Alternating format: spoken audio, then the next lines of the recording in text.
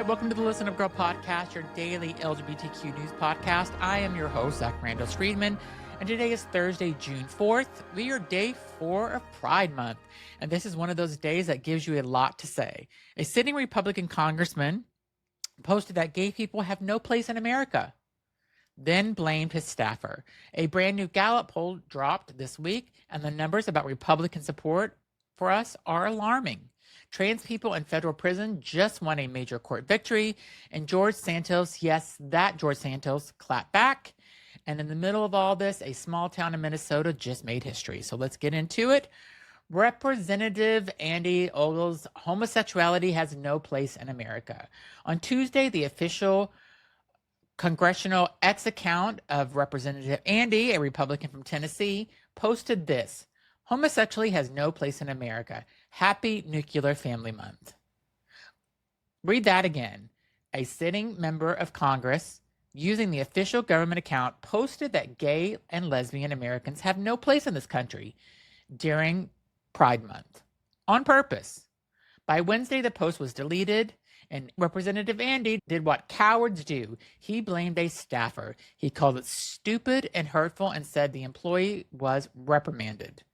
But here's the thing. A congressional office doesn't accidentally post something that's specific. That post was written, reviewed, and sent with intention. A nameless staffer didn't just freestyle declaration that gay people don't belong here. And let's be clear about something. Representative Andy is not a fringe figure. He's a member of the United States of Representatives. He has a vote, he helps shape policy, and this isn't his first rodeo. Early this year, he posted that Muslims don't belong in American society, which also drew bipartisan condemnation. This is what normalized bigotry looks like. It hides behind a staffer, it deletes the tweet, and it moves on to the next vote. We don't forget, and we don't move on. So, Andy, maybe this is what we'll say to you. We don't need bigoted, homophobic, Muslim-phobic people in our House of Representatives. So get the fuck out. Hopefully you'll be voted out soon. Next story, the reaction and what it tells us. Now, to be fair, and I mean that, this was actual Republican pushback this time. Representative Mike Lawler of New York wrote on X, homosexuality exists in America. In fact, Andy, you have family, friends, neighbors, and colleagues and constituents who are gay and lesbian. It doesn't make them less than or somehow unworthy of being an American. What absolutely idiotic statement to make. Ted Cruz, yes, Ted Cruz from Texas, said that for all the recorded history, homosexuals have been part of humanity, and that the behavior of consenting adults is their business. Can you believe that? Ted Cruz said that. He's not smart, but he said something smart for once. And then there was George Santos. Yes, that George Santos, the disgraced former congressman, himself openly gay, responded saying he was saddened to see a colleague suggested there's no place for him in America simply because of who he loves. He said he was never tried to impose his identity on anyone, and he is entitled to the same civil rights as everyone else. Now, I'm not here to rehabilitate George Santos. The man was expelled from Congress for fraud. But in this moment, he said exactly what needed to be said. And for what it's worth, nothing that looked like a twice expelled former congressman had to say what most of the current Republican caucus was afraid to put in writing. The condemnation from the GOP was real, but it also rare, and it came after the post was already deleted. That's the pattern. Say the quiet part loud, delete it, and let a few colleagues clean it up and never actually change anything. Next, we go to Gallup Poll Republican support for us at a 20-year low. While Representative Andy was busy deleting his posts, Gallup dropped a new data from the annual Values and Beliefs Survey, and it landed like a gut punch. Here are the numbers. As of May of 2026, 65% of American adults say same-sex marriage should be legal. That sounds okay until you remember that it was 71% just 4 years ago. That's a 6-point drop.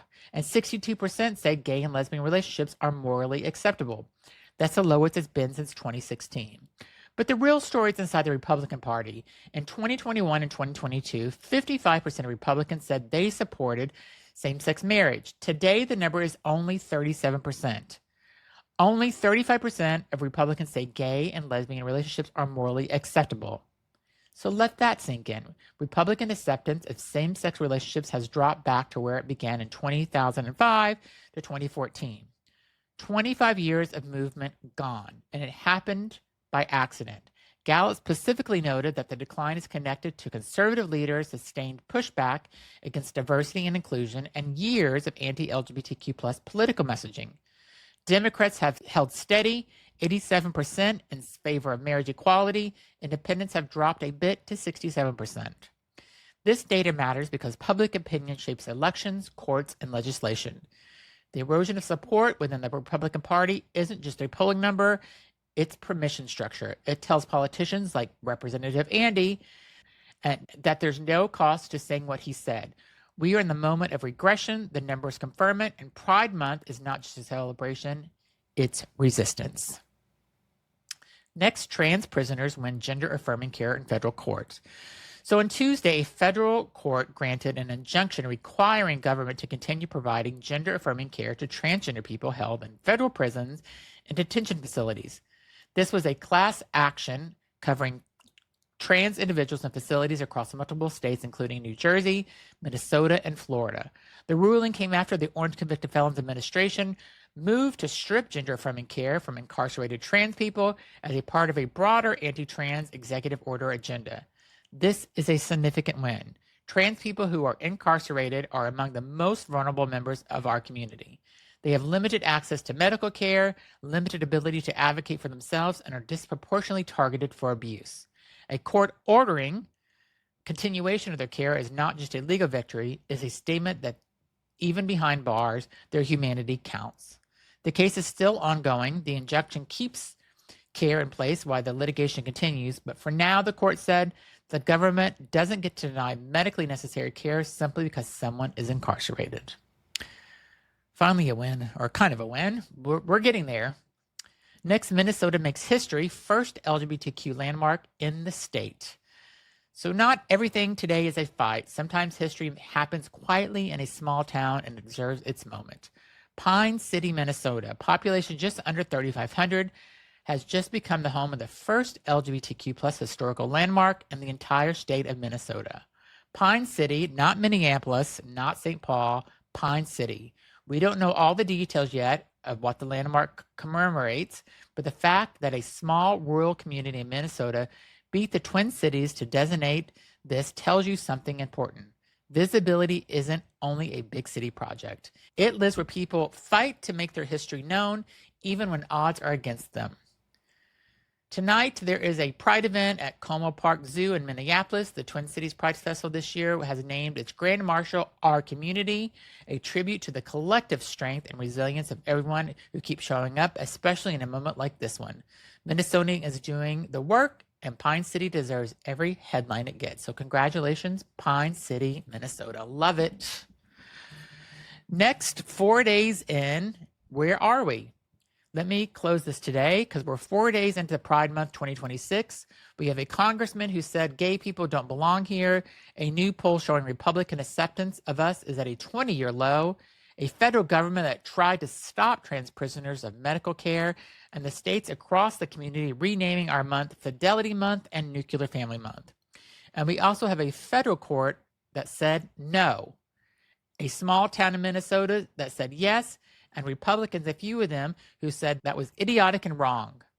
A community that keeps showing up. Pride is not just a party. It never was.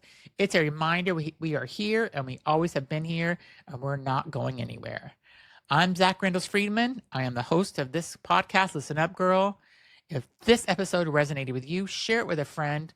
Leave a comment or a rating on Apple or on Spotify or Amazon Music or however you listen to this, because the more ratings you give, the more people that can hear this news, because we all need to stay informed. I'll be back tomorrow with more news. Happy Pride.